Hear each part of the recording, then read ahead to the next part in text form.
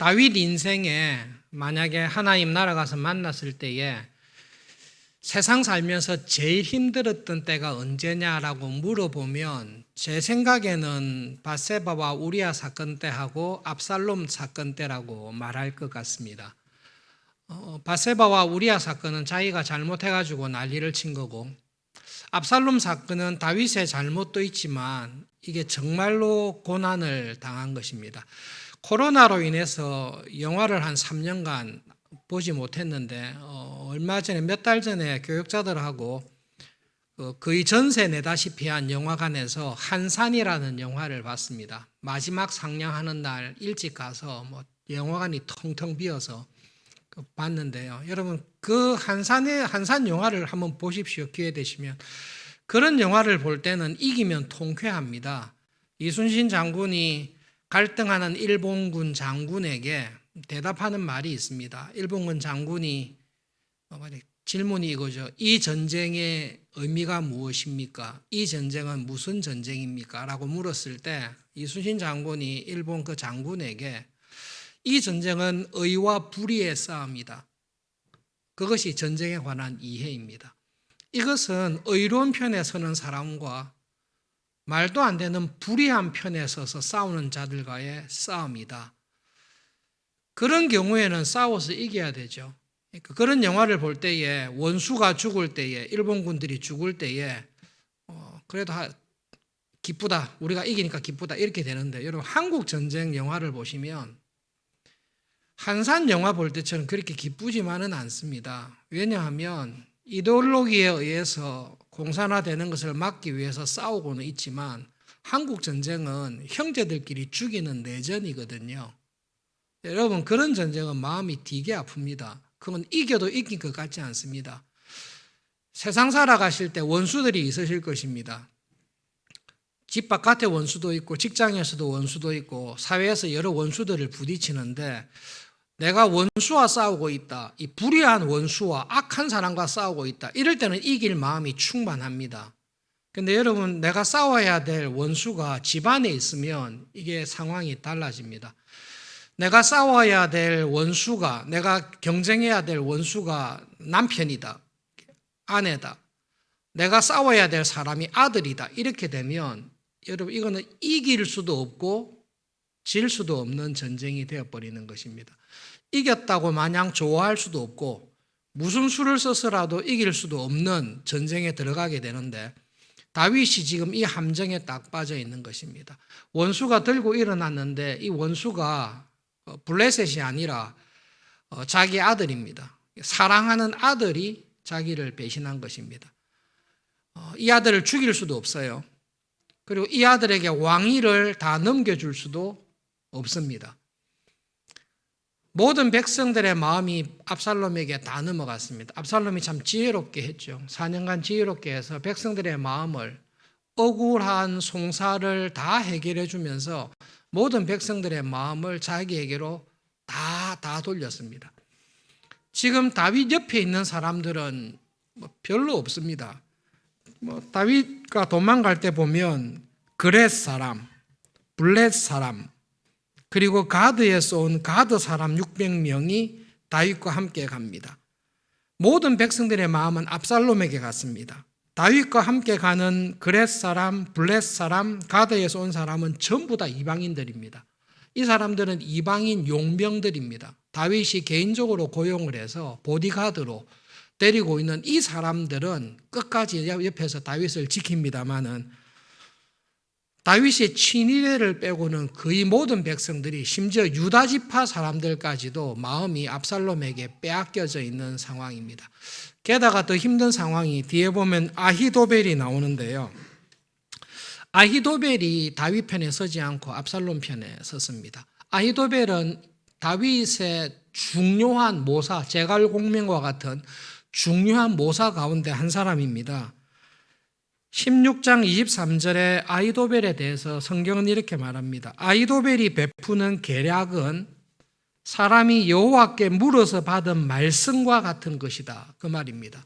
다윗도 이스라엘의 모든 사람들도 하나님의 뜻이 무엇입니까? 이때 어떻게 해야 됩니까? 라고 물었을 때에 아히도벨이 한 말이 하나님께 계시를 받은 말하고 똑같습니다. 그러니까 하나님의 뜻이 어디에 있냐 이렇게 물었을 때는 아히도벨에게 물어보면 됩니다. 그런데 그런 아히도벨이 지금 다윗을 배신하고 다윗을 버리고 압살롬의 편에 딱 갔습니다. 그 말은 지금 이 상황 속에서 하나님의 뜻은 어디에 있습니까? 아히도벨에 물어보십시오라고 하는데 아히도벨이 압살롬 편에 딱 간 것입니다. 다윗을 배신하고. 그러니까 이거는 이길 수 없는 전쟁에 몰려 있는 것입니다. 모든 백성들의 마음이 자발적으로 압살롬에게 다갔습니다. 다윗 주위에 남아있는 사람은 이방인들밖에 없습니다. 이때가 찾아와서 같이 있겠다 하는데 이때도 블레셋 사람입니다. 이 이스라엘 사람 아닙니다. 다윗 옆에 있는 사람들은 소수의 충성된 이방인들밖에 남아있지 않습니다. 결정적인 아히도벨조차도 압살롬에게 딱 넘어갔습니다. 그런데 이런 상황 속에서 다윗이 보여주는 모습이 여러분 굉장히 신앙적입니다. 놓치기 쉬운 정말로 믿음의 모습을 다윗이 딱 보여주는데 이런 상황 속에서 다윗이 얼마나 절박했는고 하면 야반 도주를 이야기합니다. 일어나 도망하자. 빨리 도망하자. 압살롬이 급히 따라와서 우리를 죽이고 칼로 이 성을 칠까 두려우니까 우리가 도망하자. 그렇게 해서 예루살렘을 도망합니다. 그럴 때 여러분 놓치기 쉬운데요. 이 말을 들었을 때 목숨을 함께하는 신하들이 우리 주 왕께서 하고자 하시는 대로 우리가 행하겠습니다. 보소서 우리는 당신의 종입니다. 15절에 굉장히 감동적인 말을 합니다. 여러분 이렇게 전쟁을 보면 알지만 전쟁할 때 궁지에 몰리면 너무 중과부족으로 몰리면 공격을 하지 않고 수성하고 도망을 가야 됩니다. 청나라와 싸울 때 남한산성으로 도망가서 싸우고 그리고 몽고가 침입했을 때 광화도로 도망가서 성 안에 딱 숨어서 이렇게 싸워야 됩니다. 다윗이 지금 이 상황에서 제일 안전하게 하려면 제일 튼튼한 요새에 딱 들어가가지고 방어전을 펼치는 게 제일 좋습니다. 이스라엘 영토에서 제일 강력한 요새가 어디입니까? 그거는 예루살렘입니다. 다윗이 시온상 예루살렘 점령할 때에 여부서 사람들이 한 말 기억하시죠? 우리가 맹인이라도 니하고 이길 수 있다. 우리가 절름발이라도 너희들은 막을 수 있다. 여러분 그 정도로 예루살렘은 난공불락의 요새입니다. 그러면 다윗이 정신이 있다면 예루살렘에 딱 들어가가지고 식량을 딱 준비해서 수성전을 하면 되는데 지금 다윗이 그거 안 하고 안전한 처소에서 나와서 광야로 도망가겠다는 것입니다. 성 안에 숨어 있으면 잡기 어려운데요. 부하들을 이끌고 이게 길거리에 나와 있거나 광야에 있으면 잡기 되게 쉽습니다. 다윗이 굉장히 어리석은 결정을 내리는데 신하들이 다윗의 결정이 좋아서가 아니라 내 주 왕께서 그렇게 하시면 우리가 죽어도 그냥 왕의 명령에 따르겠습니다. 그렇게 이야기한 것입니다. 여러분 이게 다윗이 지금 궁지에 몰려 있는 것입니다. 누가 반란을 했죠? 아들이 반란했어요. 왕위 서열 1위인 아들이 반란을 했습니다. 아버지가 아들을 죽일 수 있습니까? 여러분 죽일 수 있습니까? 사랑하는 아들인데 그렇다고 다윗이 자기 마음대로 왕위를 압살롬에게 줄 수 있습니까? 둘 다 못합니다. 둘 다 못합니다. 예루살렘 성에 들어가 있으면 어떤 일이 벌어지죠? 죽여야 됩니다. 어쩔 수 없어요. 예루살렘 딱 성 안에 들어가서 요새진을 딱 치고 있으면 그 말은 죽기 살기로 싸우자. 아버지나 아들 중에 둘 중에 한 놈이 죽을 때까지 죄송합니다. 한 놈이라고 해서 둘 중에 한 사람이 죽을 때까지 싸우자. 그리고 병사들이 죽이는 사람이 형제와 자매들이에요. 언약의 형제들을 죽여야 되는 겁니다. 이 일도 못하는 겁니다. 아버지로서는 꼼짝으로 손발이 묶여있는 상황입니다. 그래서 할 수 없어서 도망가자. 그렇게 했을 때 이 충성된 신하들이 내 주 왕께서 그런 결정을 내리시면 우리가 성에 있는 게 더 안전하지만 왕께서 그렇게 하시면 같이 나가겠습니다. 우리는 종입니다. 충성된 신하들이 있습니다. 여러분 오늘 본문을 통해서 보기 드문 다윗의 참 경건한 믿음, 하나님을 향한 성숙한 신앙이 딱 드러나고 있습니다. 이것이 잘 보여주는 게 25절과 26절 읽었던 내용인데요. 사무엘하 15장 25절과 26절을 함께 읽어보겠습니다. 네, 왕이 사독에게 이르되 보라 하나님의 궤를 성읍으로 도로 메어 가라. 만일 내가 여호와 앞에서 은혜를 입으면 도로 나를 인도하사 내게 그 궤와 그 계신 데를 보이시리라. 그러나 그가 이와 같이 말씀하시기를 내가 너를 기뻐하지 아니한다 하시면 종이 여기 있사오니 선히 여기시는 대로 내게 행하시옵소서 하리라. 다윗이 왕이라고 유일하게 믿고 인정하는 사람이 제사장들입니다. 그래서 하나님께서 다윗과 함께 하신다라는 표징으로 언약궤를 메고 나온 것입니다. 홈리와 비느하스와 같은 교인이가 신앙인이었다면 얼씨구나 하고 언약궤를 잡았을 것입니다. 아히도벨이 압살롬에게 갔다 할지라도 하나님은 나와 함께 하신다. 증거를 대봐라. 언약궤가 나와 함께 있지 않냐. 이건 아히도벨이 함께 하는 것과 비교가 안 되면 언약궤가 나와 함께 있지 않냐. 다윗이 가지고 오라 한 것도 아니고 은혜를 받은 제사장들이 언약궤를 메고 다윗에게 왔습니다. 다윗이 전쟁에 이기려고 마음을 먹었으면 지금 이 상황에서 하나님의 도우심을 이용해서 자기가 승리하려고 마음 먹었으면 절대로 이 말을 안 했을 것입니다. 이 말을 하는 다윗의 신앙이 딱 있습니다. 지금 다윗은 자기에게 벌어진 불행, 이러지도 저러지도 못하는 손발이 묶여있는 이 상황의 뒤에 자기를 향하신 하나님의 섭리가 있다는 것을 분명히 믿습니다. 여러분, 이게 굉장한 신앙입니다. 나를 대적하는 사람이, 배반한 사람이 내 아들입니다. 나를 배반하는 사람이 나와 함께 전쟁에서 나누었던 아히도벨이 나를 배신하고 버렸습니다. 나를 그렇게 연호하던 백성들이 나를 다 등을 돌렸습니다. 화가 나지요. 어떻게 이 원수를 갚아야 될까라고 하는데, 다윗은 여러분 그 상황 속에서 나에게 벌어지는 이 모든 일들을 아시고 섭리하시고 주관하시는 하나님을 바라보는 눈이 다윗에게는 딱 있습니다. 여러분 신앙생활 하실 때, 정말로 믿음으로 세상을 살아가실 때 여러분의 인생에 일어나는 좋은 일, 억울한 일, 모든 일들 가운데 믿음으로 살아가는 사람은 눈앞에 보이는 것 뒤에서 역사하시고 실제로 섭리하시는 하나님을 보는 눈을 가지고 있는 사람이 믿음으로 살아가는 사람입니다.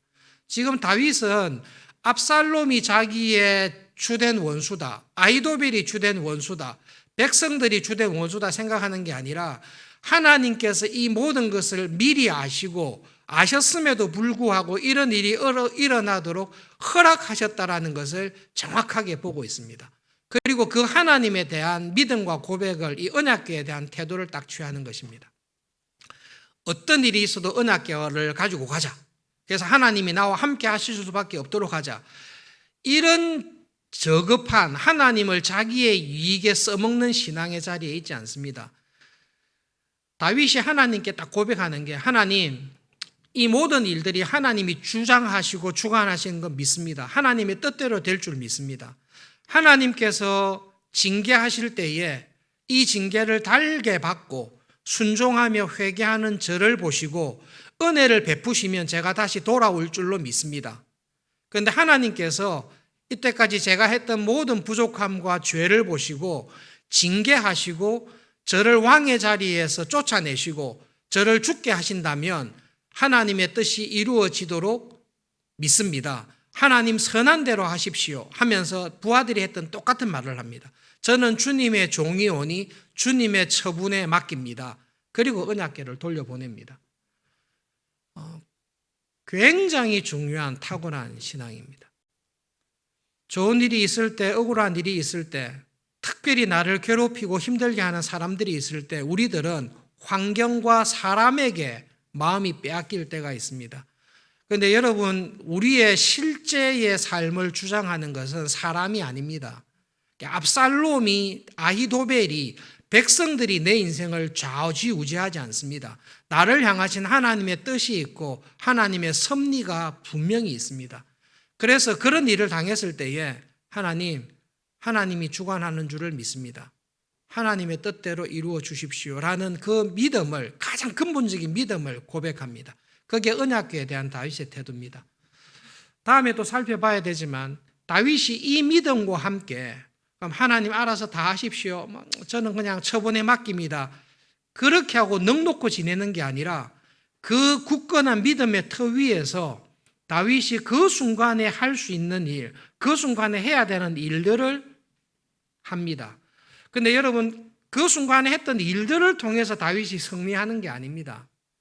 하나님에 대한 믿음이, 그리고 하나님께서 개입하셔서 하나님의 뜻을 이루어가는 것을 우리에게 보여주고 있습니다. 링컨 대통령 일화 가운데 남북전쟁이 한창일 때에 남군의 모든 경건한 군인과 병사들도 하나님 우리와 함께 하셔서 이 전쟁에서 이기게 해주시오 간절히 기도했고, 북군에 있는 모든 경건한 교인들과 장군도 하나님 우리와 함께 하셔서 이 전쟁에서 남군을 물리치고 이기게 해주십시오 간절히 기도했던 이야기 아실 것입니다. 그때 링컨이 장군들에게 뭐라고 했죠? 하나님께서 우리 편에 서 있게 해달라고 기도하지 맙시다. 우리가 하나님의 편에 서 있도록, 우리가 하나님의 편을 떠나지 않도록 우리는 우리를 위해서 그것을 기도해야 될 것입니다. 똑같이 기도하는데요, 똑같이 신앙생활 하는데 내가 필요한 것을 위해 하나님을 간절히 이용하는 사람이 있고, 똑같은 환경 속에서 하나님의 선하심, 하나님의 의로우심, 하나님의 징계와 공의가 이루어지는 대로 온전히 맡기겠습니다.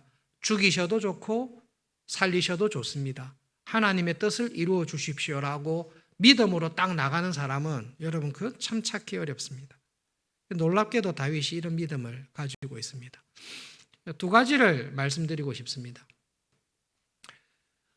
박사과정 공부할 때에 여러분 혹시 아시는 존 파이프라는 목사님이 계시는데요. 그때 베델 교회라고 아주 교회를 잘 하셨던 그 존 파이프 목사님께서 그 서던 베프티스트 켄터키 루이빌에 있는 신학교에 채플 시간에 와서 말씀을 전하신 적이 있습니다. 그분이 침례교 목사이시니까요.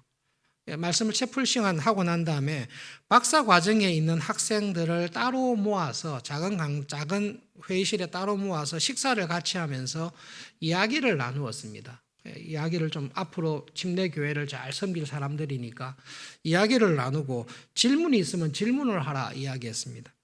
그래서 제가 궁금한 게 있어서 손 들고 질문을 했습니다. 제가 질문했던 건 이겁니다.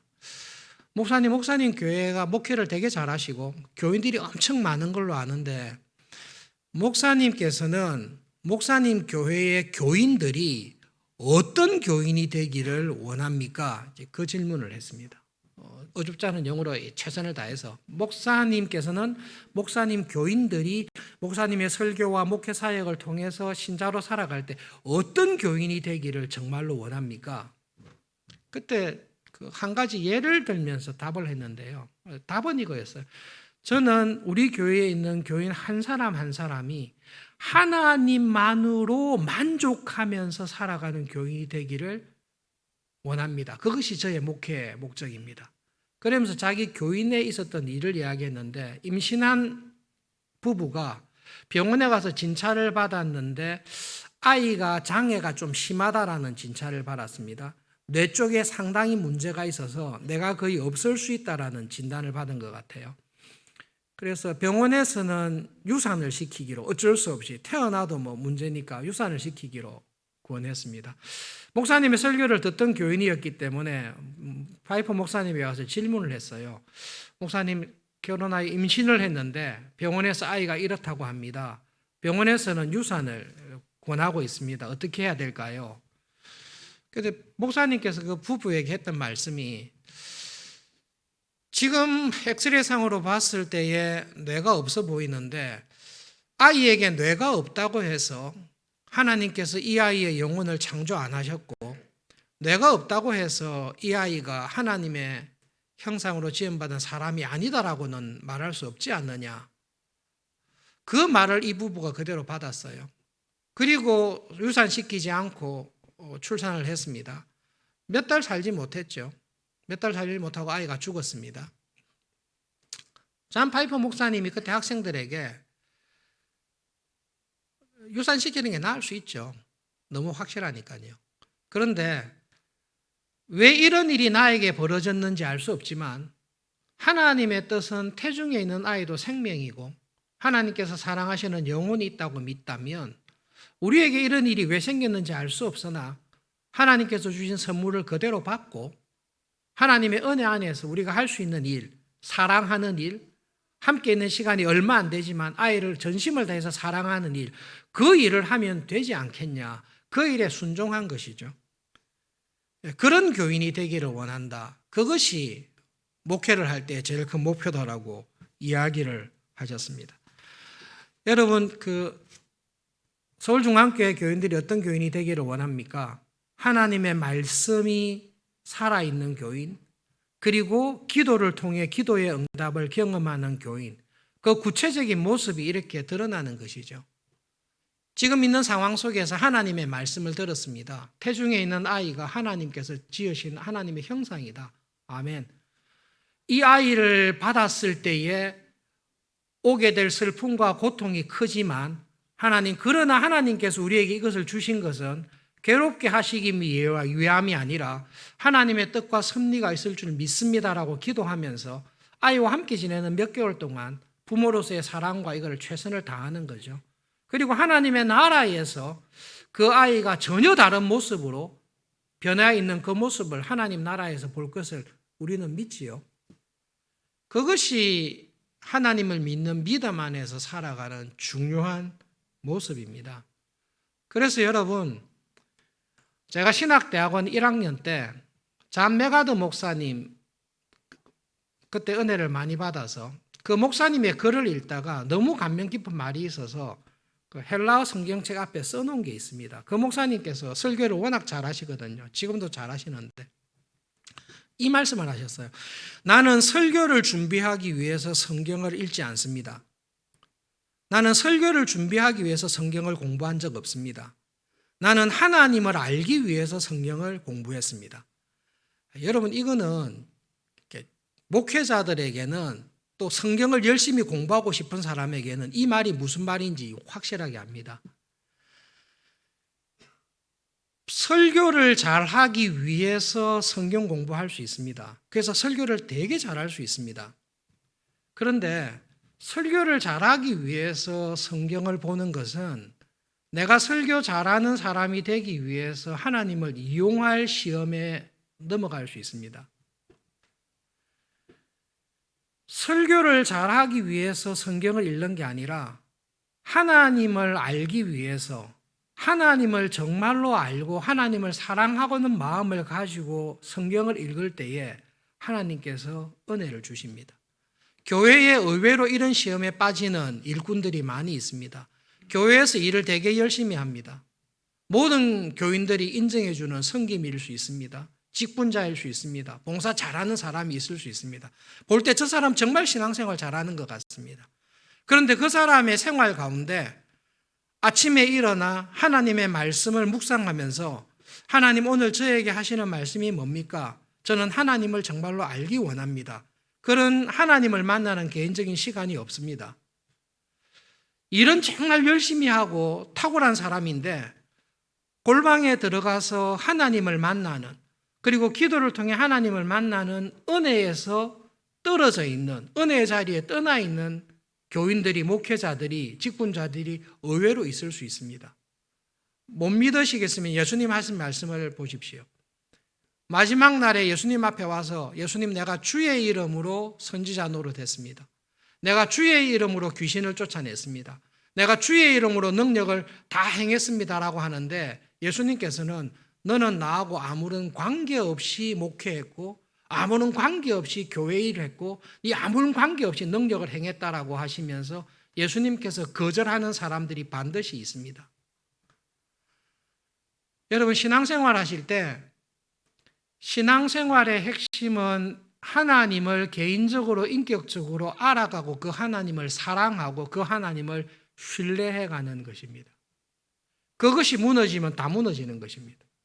아무리 설교를 잘하고 아무리 교회 일을 많이 한다 할지라도 하나님 앞에 들어가서 설교를 하기 위해서 성경을 읽는 게 아니라 하나님이 정말로 어떤 믿음으로 산다는 게 무엇인지를 알기 위해서 성경을 읽을 때에 하나님이 주시는 은혜가 있고, 여러분 삶에 찾아온 환난과 어려움 속에서, 형통함 속에서 하나님의 뜻을 구했을 때에 하나님을 경험한 그 은혜가 있을 때에 그것이 설교로, 그것이 봉사로, 그것이 헌신으로 나오는 것입니다. 이걸 뒤바꾸시면 큰일 납니다. 다윗이 절대절명의 어려운 상황 속에서 압살롬과 싸우려고 전열을 정비하지 않습니다. 사람과 싸우려고 하지 않습니다. 이 모든 일의 배후에 하나님의 섭리가 있고 하나님의 징계가 있고 하나님의 메시지가 있다는 것을 알고 그게 완전히 딱 맡기고 하나님 앞에 딱 나갑니다. 여러분 신앙생활 하실 때 그게 굉장히 중요합니다. 나에게 왜 이런 일이 일어났을까? 하나님께서 왜 자꾸 나에게 이런 것을 보게 하실까? 하나님께서 왜 나를 이런 길로 가게 하실까? 그런 의문이 있을 때마다 하나님 앞에 딱 들어가셔서 간절히 기도하면서 말씀을 묵상해 보십시오. 그렇게 할 때 하나님께서 나에게 왜 지금 이런 상황에 왜 이것을 보게 하는지, 왜 이런 사람을 만나게 하는지, 왜 이를 맡겼는지를 알게 됩니다. 다 알 수는 없습니다. 저도 말씀을 준비하면서 이렇게 과거를 돌아봤을 때에 하나님께서 그때 내 인생을 이렇게 인도하셨을 수도 있었을 텐데 그때 상황으로 봤을 때는 그렇게 인도하는 게 거의 확실했는데 그렇게 했는 것이 분명했을 텐데라고 했는데 이 1, 20년이 지난 지금 볼 때에 하나님께서 그래서 그렇게 하셨구나. 내가 만약 그때 생각한 그 길로 갔다면 어떤 일이 벌어졌겠구나라는 것을 지금은 좀 더 명확하게 알게 되는 일들이 실제로 많이 있습니다. 그 당시에는 잘 몰랐습니다. 사실 이해도 안 됐습니다. 그러나 지금 뒤돌아서 봤을 때에 하나님께서는 정말로 저보다 더 지혜로우십니다. 땅에 가는 내보다 하늘에서 길을 찾고 있는 내 길을 하나님이 더 정확하게 아십니다라는 것을 고백하게 됩니다. 여러분 그 하나님을 믿는 믿음 안에서 먼저 하나님을 찾고 하나님과의 싸움에서 이기셔야 됩니다. 사람과의 싸움에서 이기려고 하지 마시고 사람을 바꾸려고 하지 마시고 하나님께서 나에게 뭘 원하시나, 내가 뭘 바꾸라고 말씀하시나, 나한테 뭘 하라고 하시나 그 싸움에서 이기셔야 그것이 믿음으로 살아가는 기쁨이 됩니다. 하나님을 중심에 모시고 하나님을 먼저 찾는 것, 그 중에 한 가지 여러분 11조에 대해서 한 가지 말씀드릴 게 있습니다. 이론적으로 이런 것들은 워낙 많이 말씀드렸지만 다 잊어버리셨을 거라고 믿고 제가 11조를 하게 된 것은 중학교 때입니다. 제 경험과 간증을 통해서 말씀을 드리는 게 쉬울 것 같습니다. 중학교 때 11조에 대해서 배웠습니다. 다 배우지는 않죠. 단편적으로 배웠습니다. 그러면서 지금 11조를 왜 하는지에 대해서 이렇게 쭉 정리가 된 거죠. 헌금의 여러 종류가 있습니다. 주일 헌금, 감사 헌금, 11조 헌금, 사역 헌금, 특별 헌금 여러 가지 종류가 있습니다. 헌금의 여러 가지 종류 중인 한 가지의 11조는 조금 독특한 신앙 고백이 있습니다. 어떻게 저는 배웠는가 하면 시간이 길어지면 안 되는데 이거 성미 이야기는 해야 되겠습니다. 성미 혹시 성미는 생략하겠습니다. 성미 이야기 길어지기 때문에 어쨌든 성미가 있습니다. 그런데 11조는 제가 어렸을 때 배웠던 거는 나에게 주어진 모든 것이 하나님께서 나에게 준 선물이다. 그 믿음이 있습니다. 태어날 때 적신으로 가정 관계 없이 태어났잖아요. 그런데 나에게 있는 모든 것이 하나님께서 주신 선물이다. 그 하나님께서 주신 선물이라는 것을 고백하는 것이 11조입니다. 그런데 내가 가지고 있는 모든 것 하나님께 받았으니까 하나님께 다 드리는데 그 중에 10분의 1을 떼어서 드리는 것입니다. 그런데 내가 10분의 1을 드릴 때는 10분의 1만 드리는 게 아니라 10분의 9는 내 거고 10분의 1만 하나님 겁니다. 그렇게 드리는 게 아니라 내가 갖고 있는 모든 것이 하나님 것입니다. 그것을 10분의 1로 드립니다. 그래서 하나님께서 저의 11조를 받으실 때는 10분의 1을 받는 게 아니라 저의 전부를 받으십니다. 저는 11조를 그렇게 믿고 하고 있습니다. 그래서 11조를 가난할 때나 부할 때나 여러 가지 형편 속에서도 11조 할 때, 매달 할 때 고백은 하나님, 이번 한 달도 하나님께서 입고 먹고 살 것을 주셔서 저에게 주신 모든 것이 하나님께로부터 왔습니다. 이 전부 다 하나님 거라는 것을 제가 고백합니다라고 10분의 1을 드릴 때에 하나님께서는 10분의 1을 받으면서 10분의 1을 통해 너의 모든 것을 다 받았다. 그렇게 저에게 말씀하십니다. 그리고 저는 10분의 9를 쓸 때에 10분의 9도 하나님의 것이니까 하나님의 청지기로서 10분의 9를 어디에 써야 될까? 하나님의 뜻에 합당하게 써야 되겠다. 그것을 가지고 씁니다. 중학교 이후로 11조 생활을 쭉 하면서 받은 은혜가 큽니다. 저는 중학교 때부터 11조를 했습니다. 이건 자랑은 아닙니다. 왜냐하면 11조 생활을 해보면 자랑할 거는 별로 없고 감사할 게 훨씬 많습니다. 어떤 것을 경험했는가 하면 결국 하나님께서 까마귀를 통해서라도, 인간 까마귀를 통해서라도 믿음으로 살아갈 때 필요한 것을 주시구나. 여유로울 때도 있었고 궁핍할 때도 있었지만 뒤돌아보니 굶은 적 없고 40년 광야 생활을 뒤돌아보니 신발이 헤어진 적도 없고 옷이 낡아진 적도 없고 먹을 것, 입을 것, 믿음으로 살 것을 하나님께서 정말로 채워주셨거나 때때로 뒤돌아보면 정말로 이 하나님의 간섭이고 도우심이었다라고 할 수밖에 없는 도우심이 정말로 있었구나. 그것을 경험하게 된 것입니다. 그래서 여러분, 제 딸에게도 또 여러분들에게 11조를 권할 때에 11조는 두 가지 특징이 있습니다. 하나님에 대한 믿음과 고백이 있습니다. 공중에 나는 새조차도 먹을 것을 주시는 하나님, 하물며 믿음으로 살아가는 저에게 하나님께서 일용할 은혜와 양식을 주실 것을 믿습니다라고 살아갈 때에 중학생 이후로 하나님에 대한 믿음으로 살아간 이후로 정말로 하나님이 그런 하나님이었다라는 것을 경험하게 됐습니다. 그래서 11조는 하나님에 대한 은혜를 더 많이 경험하게 된 감사가 훨씬 큽니다. 예를 들어 볼게요. 우리 교회에 새로 사역해야 될 사역자가 있는데 얼굴도 잘생겼고 머리숱도 많고 설교도 잘하고 성경 공부도 잘 가르치는데 마음에 드는데 목사님 저는 11조는 안 합니다. 그렇게 이야기하는 후배 교육자가 있으면 저는 그 교육자하고는 같이 사역을 안 할 것입니다. 제가 생각하는 11조가 그렇기 때문에 그렇게 11조를 안 하겠다라고 할 때는 저는 사역을 하지 않습니다. 청빙하지 않을 것입니다. 목사와 장로와 집사와 권사가 주님의 교회를 섬기는 같은 직분자입니다. 다음 주에 공동회의가 있습니다.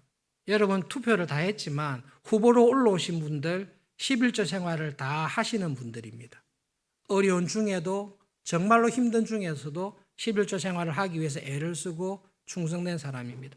목사님께서는 서울중앙교회의 장로님이 되실 분들, 안수집사님이 되실 분들, 권사님이 되실 분들이 11조를 안 하면 후보로 안 올릴 것입니까? 예, 안 올릴 것입니다. 제가 11조를 안 하는 교육자를 청빙 안 하듯이 안 하고 싶습니다. 제가 있는 동안에는 그런 일은 없기를 바랍니다. 예, 안 올릴 것입니다. 왜냐하면 여러분, 내 삶의 가장 근본적인 것, 막스가 이야기한 경제적인 문제, 이 부분에 있어서 하나님에 대한 은혜와 믿음을 경험한 사람이, 작은 일에 하나님의 은혜를 경험한 사람이 큰 일에 충성되고 용감할 수 있습니다. 코로나 기간 동안에, 코로나 전에는 저도 마음에 좀 갈등이 있었고 애를 썼는데요. 코로나가 지나고 우리 서울중앙교회를 딱 섬기면서 제 마음속에 교회를 리모델링하고 53년 된 이 예배당을 리모델링하고 앞에 있는 학사관과 사택을 허물어서 교육관을 지어야 된다라는 게 그냥 흔들릴 수 없는 확신으로 그냥 딱 들어왔습니다. 제가 잘 쓰는 아우프가베였습니다. 이게 독일어인데요. 아우프가베가 선물이기도 하고 숙제입니다. 하나님께서 우리 시대에 주신 선물이고 우리 시대에 주신 숙제입니다. 53년 만에 맞이하는 숙제인데요. 이 숙제가 만만치 않습니다. 많은 헌금이 여기에 투자될 수밖에 없습니다. 이거 이야기할 때 쉽지 않을 것입니다. 그런데 마음에 확신이 있습니다. 어떤 확신이 있습니까? 우리 시대에 지금 장로님, 권사님, 집사님들 계시는 또 지금 젊은 세대가 있는 이 시기에 서울중앙교회의 시설이나 예배당이나 교육시설을 갖추지 못하면 이거 못할 거다라는 생각이 있습니다. 그리고 하나님께서 이 확신을 주셨을 때에 어떤 확신을 주셨는가 하면 이거 누가 하시겠다는 거죠? 하나님께서 하시겠다는 거라고 저는 믿습니다. 그래서 걱정보다는 결국 하나님께서 이루시겠구나. 그럼 누구를 통해서 이루시죠? 하나님께 은혜 받은 사람들을 통해서 이것을 반드시 이루실 것이다라는 확실한 믿음이 있습니다. 그래서 별로 걱정은 하진 않습니다. 결국 하나님께서 하실 것입니다. 다윗에게 이 믿음이 있습니다. 모든 사람이 볼 때에 질 수밖에 없는 상황이 있고 질 수밖에 없는 전쟁을 하고 있습니다. 그런데 다윗은 알고 있습니다. 하나님께서 결정을 내실 것이다 라는 것을 알고 있습니다. 그리고 그 믿음을 하나님께 고백하면서 은혜를 구하면서 살아가고 있습니다. 하나님께서 다윗에게 은혜를 베풀어 주십니다. 그 하나님께서 저와 여러분의 하나님이십니다. 그러므로 여러분 어떤 상황과 처지에 있든지 믿음의 눈을 딱 여셔서 이 모든 원수들, 어려운 환경과 상황들 뒤에서 모든 것을 섭리하시고 주관하시고 결정하시는 하나님을 딱 바라보는 눈을 딱 가지십시오. 그리고 그 하나님하고 씨름하십시오. 그러면 하나님께서 때가 되면 딱 정리를 해 주실 것입니다. 믿음으로 살아간 사람은 하나님 제가 주의 이름으로 이런 일을 하고 주의 이름으로 능력을 행하고 하나님 앞에 섰을 때 그런 이야기하는 사람은 하나님 나라에 있지 않습니다. 하나님의 나라에 정말로 은혜 안에 살았던 사람은 하나님 앞에 갔을 때에 나의 나된 것이 하나님의 은혜였습니다. 내가 이렇게 충성하고 봉사하고 믿음으로 살 수 있게 된 것 역시 하나님의 은혜였습니다. 하나님은 정말로 놀라우신, 정말로 하나님은 은혜로우신, 하나님은 좋아하고 믿을 수밖에 없는 하나님이십니다. 저는 하나님이 정말로 감사합니다. 그 모습으로 하나님의 나라에 여러분을 세워두시기를 간절히 바랍니다. 말씀을 기억하면서 기도하겠습니다. 하나님, 믿음의 눈을 열어주셔서 지금 내 눈앞에 있는 원수들, 지금 내가 처해 있는 모든 상황과 환경 속에서 뒤에 계시는 하나님, 이 모든 일을 아시고 허락하시고 섭리하시는 하나님을 바라보는 믿음을 주십시오. 그리고 하나님 깊은 기도와 말씀 묵상을 통해 여기서 내가 지금 어떻게 행동하며 어떻게 살아야 될지를 날마다 성령님을 통해 깨우쳐 주십시오. 기도하겠습니다.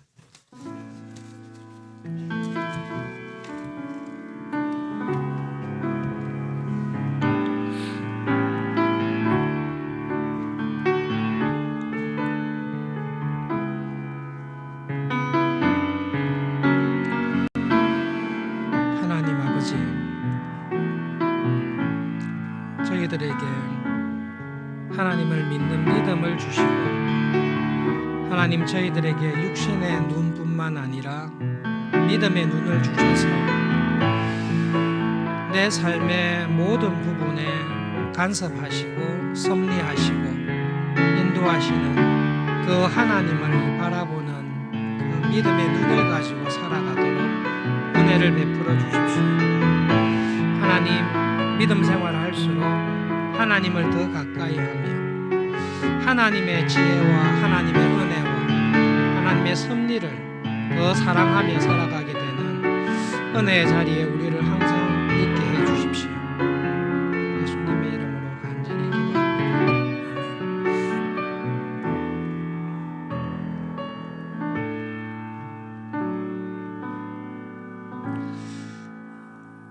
하나님을 믿는 믿음으로 살아가는 자에게 가까이 하시는 하나님, 멀리 하늘에 떨어져 계신 것이 아니라 임마누엘 하셔서 내 삶의 모든 일들을 아시고 내 삶의 모든 일들을 섭리하시고 내 삶의 모든 일들을 통해 하나님을 경험하게 하시는 그 하나님을 기억하며 기도합니다.